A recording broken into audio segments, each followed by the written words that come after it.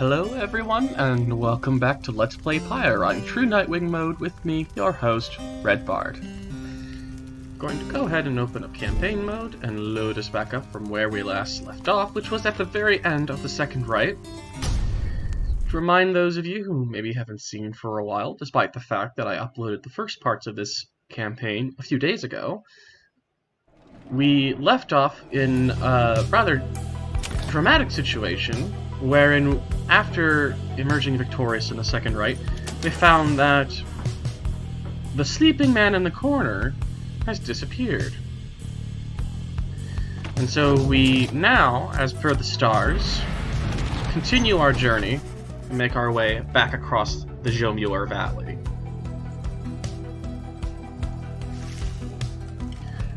So, did he go the route we didn't take? Or did he go back across the route we did take? Let's do something interesting and do the route we didn't take before.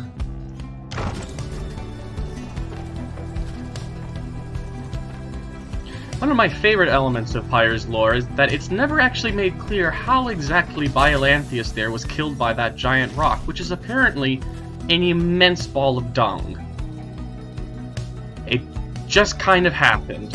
Jomuir Many Springs just kind of somehow managed to cause a giant ball of dung to crush Biolanthius the Hive Titan. And that's it, that's all we know.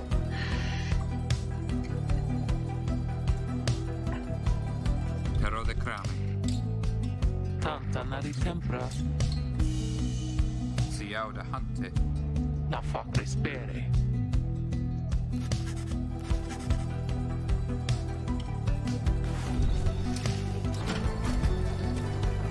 I've complimented the characterization in this game before, and I'll do it again and many more times.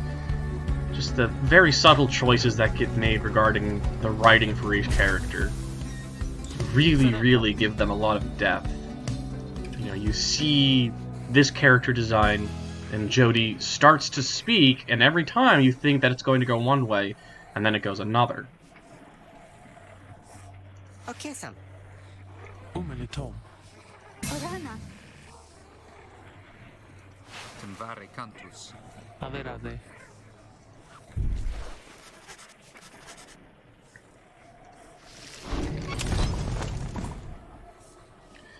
So, this is a fun little pit stop in the middle of the night.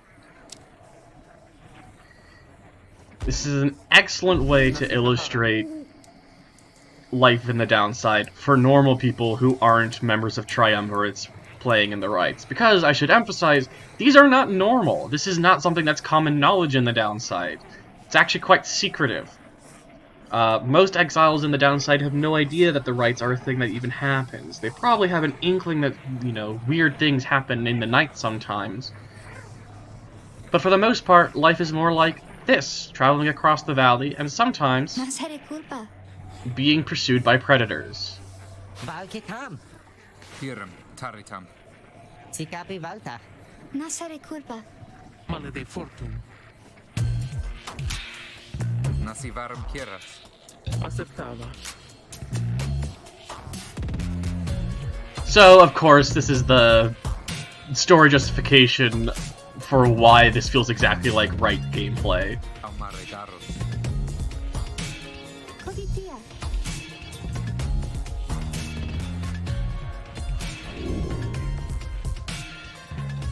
So this is also kind of an enforced trial for the Vagabond Girl if you don't use her in the first match. And even if you do, you know, this is a way to get you more familiar with her. This is something that occurs throughout the game where when you pick up a new companion, you get a little chance to test drive them a bit, familiarize yourself with their abilities, etc.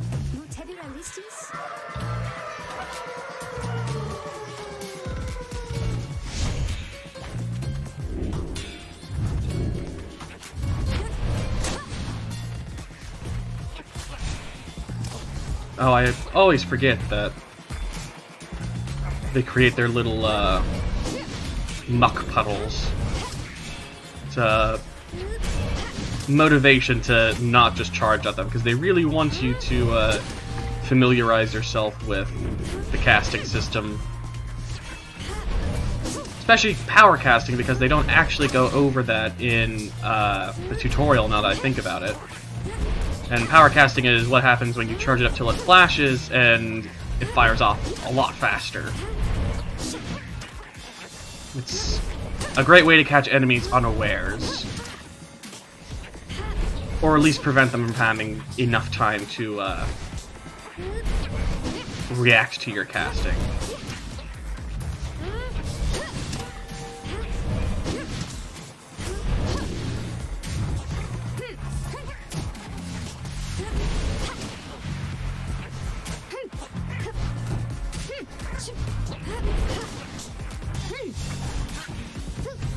I can actually never get power jumping right. I very rarely actually use it, so...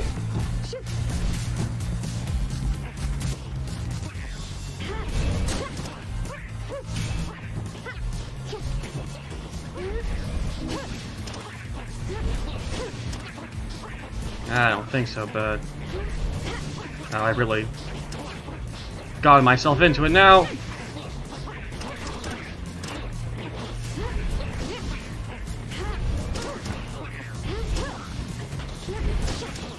Oh man, now all the Pyre pros are gonna laugh at me because Howler's got into my Pyre.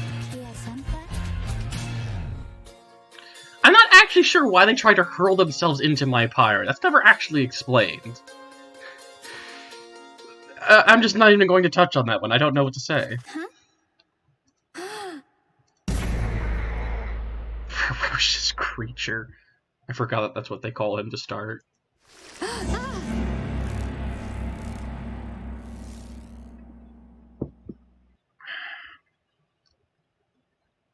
Ooh, very ominous and scary. What could have possibly happened to Faye?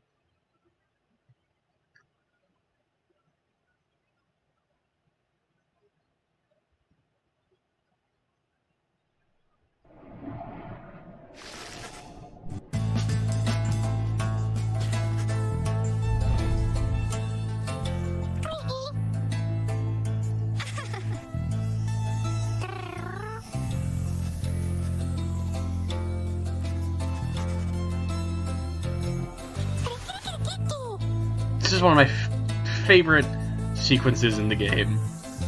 This little gameplay moment here. Interact to try again to further interpret him.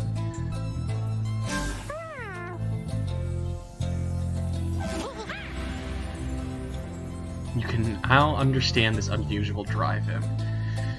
So this just tickles me because as a massive Star Wars fan, it just keeps reminding me of astromech droids who just beep off in absolute nonsense, and yet all the characters seem to comprehend it perfectly. And our little drive imp friend here is exactly the same way. He never actually speaks in any... Well, he never speaks in any actual language. But through the grace of flavor text highlights, you can understand him perfectly.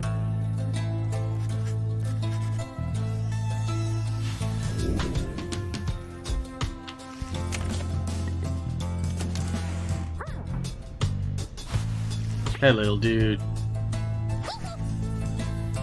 God, he's so adorable, isn't he?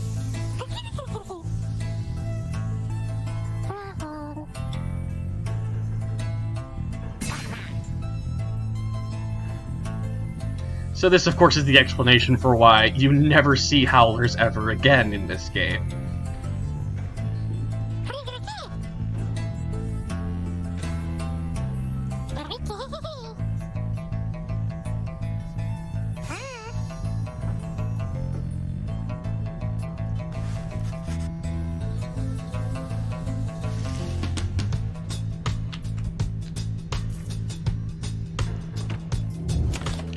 So that's a new face along the road.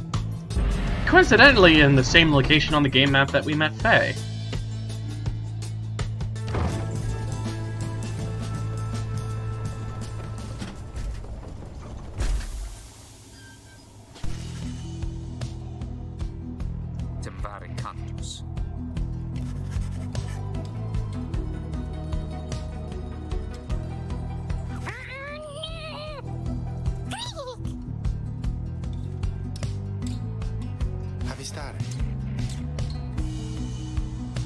And so that is the name of our companion, Tizo.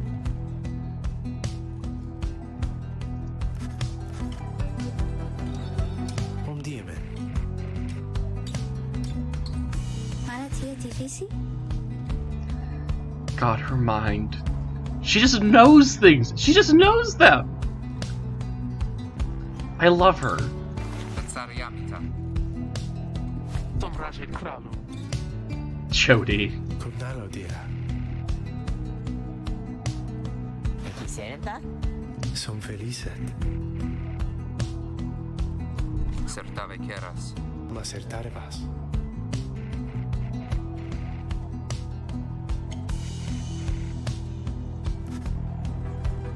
Keramitakuste. Simdase.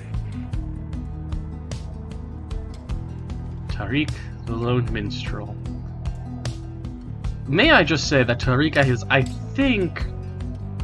I was about to say that he has one of my favorite designs in the game, but that's also similar to the favorite character dilemma. It's also pretty impossible. The designs in this game are just absolutely stellar.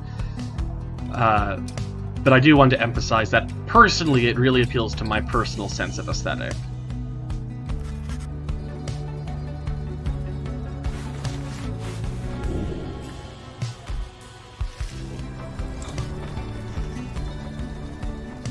So already we've managed to find our wandering minstrel and bring him back into the fold. The Cairn of Ha'ul. Ligaratus.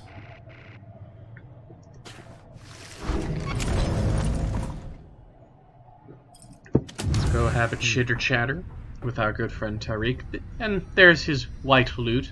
This is the method by which we can play music from the official soundtrack at any time we so please.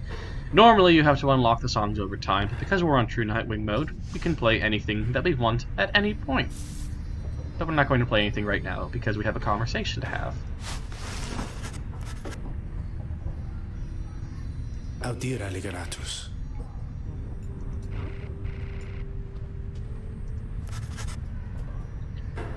I do have to say that as someone who has actually played this game several times, has read the Book of Rites, cover to cover, several times, I only have an inkling of his nature, and it's not gleaned from the Book of Rites. I really have to say, I have yet to find anything in the book that actually indicates anything about Tariq's nature at all. So I don't know what he's on about. I'd like to think that maybe Tariq has also never read the Book of Rites, and just kind of assumes that he's in there. Emdere sare.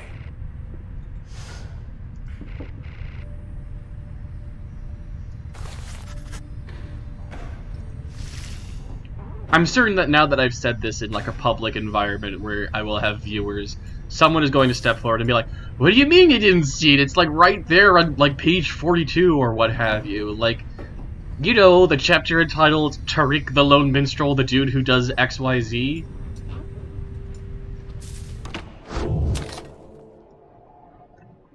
But that's for another day.